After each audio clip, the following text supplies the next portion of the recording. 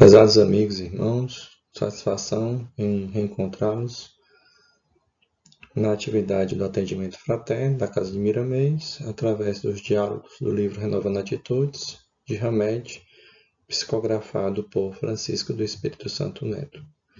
E o tema de hoje será Velhas Recordações, Velhas Doenças. O autor Hamed ele tem um vínculo muito forte com a psicologia humana e das frases que nós iniciamos sempre em nossa fala, em nosso verbo, repassada pelo autor, nos diz que nós não sentimos errado, mas sim interpretamos errado. E o tema de hoje será a indulgência, que é aquela capacidade que nós temos de perdoar o outro e batendo de frente ou complementando realmente em outra forma de se falar o que a gente quer dizer. O capítulo 10, item 14 do Evangelho segundo o Espiritismo diz o seguinte: quantas vezes perdoarei o meu irmão? Perdoar-lhes-eis, não 7 vezes, mas 70 vezes 7 vezes. Escutai, pois, esta resposta de Jesus, e como Pedro, aplicai a vós mesmos. Perdoai, usai de indulgência. Sede caridosos, generosos, pródigos e mesmo do vosso amor. E, iniciando, vem a palavra recordações. Porque em nossas vidas nós trazemos múltiplos clichês mentais arquivados no nosso inconsciente profundo, vindo de grandes ou velhas recordações, muitas delas danosas, herdadas das mais variadas épocas, tanto na atualidade, que muitas respondem no momento presente, sejam em existências ou passados bem distantes.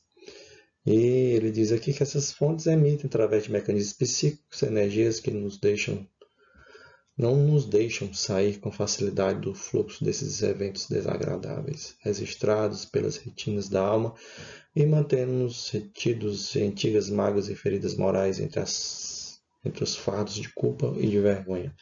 Muitos que estão aqui me ouvindo, hoje estão realizando seu tratamento espiritual, muitas vezes direcionado à dificuldade em perdoar, e é uma memória presente, uma memória muito, muito pretérita, de algo que a gente quer vingar, que nós não aceitamos o perdão, que nós temos aquela sede de realmente fazer algo que nos fizeram. Essas palavras que remontam às nossas recordações, como fala aqui o autor, podem gerar doenças muito grandes e profundas, não só na nossa carne, no nosso corpo físico, mas também no nosso eu espiritual. E o perdão e o auto-perdão, né? Por não recordarmos que o perdão a nós mesmos e aos outros é um poderoso instrumento de cura para todos os males, é que impedimos o passado de fluir, não dando ensejo à renovação, e sim às enfermidades e desalentos. E nós desejamos muitas vezes apegar o veneno, à dor e ao sofrimento, porque quando a gente perdoa, a gente deixa isso de lado, mas é muito difícil para muitos. O processo de lucidez precisa realmente se clarear em nossas vidas, e tudo que lhe é dado muito lhe será cobrado. As informações que você recebe numa entrevista na Casa de Miramês, no momento que a gente dialoga aqui através da fala de Hamed, e no feedback que a vida te dá nos dias a dia, ou no dia a dia, no qual você muitas vezes não entende ou não quer aceitar um mecanismo de perdão para se curar, vem trazer à tona essas reflexões para que você tente fazer um novo começo em sua vida. E esse começo é necessário para que a gente saia da alienação, desses nossos ressentimentos e velhas amarguras que nos distraem, certo? Muitas vezes com jogos e diversões, ou mesmo buscando alívio do trabalho ininterrupto. E nesse jogo da vida, nesse momento em que a gente se alegra com o sofrimento do outro, aquele que nos maltratou, nós temos que ter muito cuidado com a lei de causa e efeito. Ou quando a gente realmente vem num processo de um trabalho ininterrupto, né, que traz algo que mascara essa dor e esse sofrimento. também gera dor no corpo, certo? Tudo isso é algo temporário e que só vai se deixar ou só vai gerar uma cura total ou plena quando a gente se desapegar desses sentimentos ruins que a gente carrega no nosso coração. E ele diz aqui algo bem interessante que eu quero ler para vocês, que é mais fácil dizer que tem úlcera gástrica do que admitir um descontentamento conjugal. Aquela pessoa que você não digere e responde no seu estômago. É mais fácil também consentir-se portador de uma frequente cólica intestinal do que aceitar-se com um indivíduo colérico e inflexível. E às vezes é difícil da gente se desapegar dele. E como é importante a gente se desapegar de quem realmente não nos valoriza. E aquele ar que a gente está e que nos sufoca, que não nos deixa respirar. Como seria interessante a gente sair desse ar? Às vezes locais que nos incomodam e que nos trazem realmente só atraso, dor, sofrimento. E mazelas que respondem no nosso corpo físico.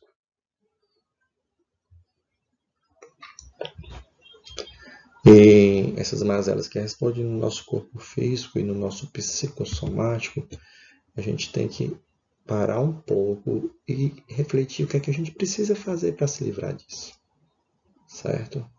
Porque muitas dessas moléstias, antes consideradas como orgânicas, vêm sendo hoje consideradas psicossomáticas.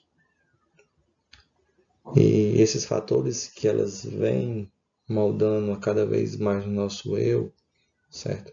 Advém de fatores psicológicos, que se travam nessas brigas do dia a dia, no qual a gente não perdoa, a gente deseja o mal, a gente realmente quer que aquela pessoa realmente fracasse, porque o fracasso dela nos dá um acalento. Só que nós temos que ter muito cuidado com isso.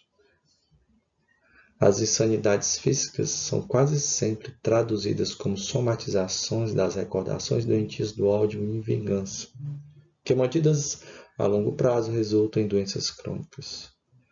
Lembro muito da fibromialgia, né, que a gente faz exame não dá nada. E essas dores da fibromialgia muitas vezes respondem à ausência de perdão. Ou muitas vezes que a gente tem ódio, mágoa e muita raiva e responde no nosso sistema digestório, muitas vezes no nosso fígado, que entra no processo de esteatose de gordura, ou no nosso estômago, que muitas vezes fica ulcerado e vem essas úlceras gástricas, essas gastrites e outras dores que respondem no nosso plexo solar ou estômago em si. E a gravidade e duração de teus sintomas de prostração e abatimento orgânico são diretamente proporcionais à persistência em manteres abertas as tuas velhas chagas do passado. Então é interessante você se desvincular dessas algemas invisíveis, né, que muitas vezes te aprisionam e te impedem de evoluir. Tente fazer uma leitura assídua de textos edificantes. Faça o evangelho no lar. Tente fazer terapia. Procure manter-se no tratamento espiritual até você ter a cura. E tente se entender e se perdoar, que aos poucos as mensagens começam a vir. E aos poucos você vai entendendo a necessidade de perdoar o outro.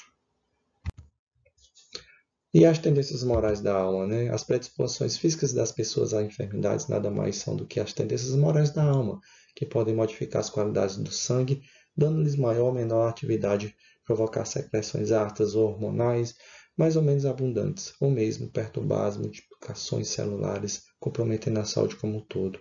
Aí vem um câncer, vem transtornos de ordem psíquica e o cérebro fica doente.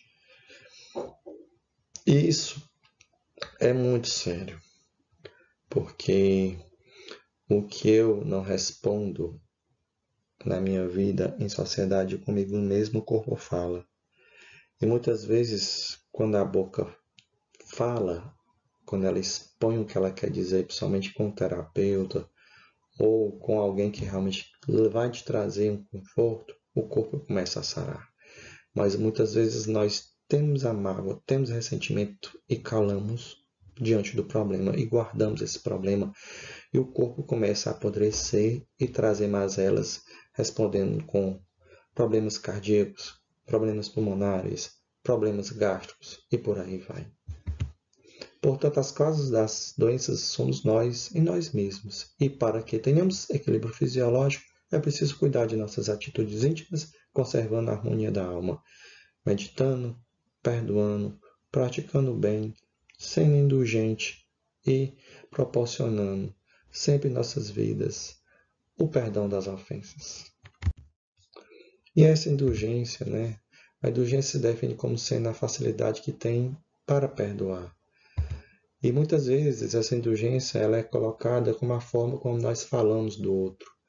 Porque a forma como eu falo do outro responde como eu estou praticando a minha indulgência. Mas muitas vezes a nossa língua é uma língua felina, no qual a gente só fala mal, só quer denegrir, só quer realmente trazer atritos e guerras em nossas vidas e no nosso corpo físico. Muitos de nós ficamos constantemente tentando provar que sempre estivemos certos e tínhamos toda a razão. Sempre eu estou certo, o outro está errado. Agora a gente tem que ter muito cuidado com isso, porque se nós não tivermos cuidado, nós vamos adoecer cada vez mais. A boca fala muitas vezes o que está colocado em nosso coração. Vamos libertar nosso coração das mágoas e dos ressentimentos para termos a cura necessária. Convém ficarmos repisando os erros e as faltas alheias? Creio eu que não. Se quisermos saúde e paz, libertemo-nos desse fardo pesado que nos impede de voar mais alto para as possibilidades do perdão incondicional.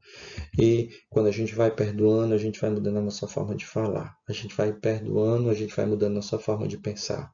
Porque até a forma de falar em pensamento também atrai dor e sofrimento. Perdoe na mente também. Tente mudar a sua mente através de pensamentos edificantes que promovam perdão para você e para o seu eu social, para a sociedade em si, para o planeta e para o universo. Não significa esquecer as marcas profundas que nos deixaram ou mesmo fechar os olhos para a maldade alheia. Perdoar vai bem além disso. Vem em desenvolver um sentimento profundo de compreensão, por saber que nós e os outros ainda estamos distantes de agir corretamente. O outro é o outro, eu sou eu, o outro tem um livre-arbítrio dele, deixa ele seguir a vida da forma como ele quer. Então perdoe, deixe ele ser livre e automaticamente se perdoe e seja feliz, aceitando da forma como você é. Por não estarmos momentaneamente em completo contato com a intimidade da nossa criação divina, que todos nós temos em várias ocasiões gestos, inflexões e ações inadequadas, muitas vezes a gente não se aceita. Nós temos dificuldades. Nós nos penalizamos, nós nos criticamos, nós nos maltratamos, nós nos mutilamos e isso não é bom. Precisamos orar por nós, precisamos entender, precisamos meditar, precisamos automaticamente colocar caridade também no nosso eu. Das velhas doenças nos libertaremos quando as velhas recordações do não perdão deixarem de comandar o leme de nossas vidas. Por isso é importante que a gente perdoe o outro, nos perdoe e siga em frente com paz e serenidade. Agradeço a todos por terem me ouvido, lembrando a observação importante que é dedicar pelo menos um dia ou uma noite da semana ao culto ao Evangelho no lar, a fim de que Jesus possa pernoitar na nossa casa. Então preparem a mesa, coloquem água pura, abram o Evangelho, estendam a mensagem de fé, relaciona a família em oração que Jesus virá em visita. Lembre-se da oração de São Francisco, que também dentro dela tem um perdão. Onde houver ódio, que leve o amor. Onde houver ofensa, que o leve o perdão. Das ofensas que a gente tem, que a gente saiba perdoar, que a gente se desapegue e faça um novo começo em nossas vidas. Meu Jesus, muito obrigado. Ilumina cada um de nós, dando paz, serenidade, a certeza cada vez mais do alto perdão e do perdão coletivo. Ilumina nossas vidas, as vidas dos nossos familiares, dos nossos antepassados, que os nossos antepassados também sejam perdoados e que a paz e a caridade moral se faça presente em nossas vidas. Que Deus esteja com todos vocês e nos ilumine, trazendo uma semana repleta de perdão e de recomeços. Que assim seja.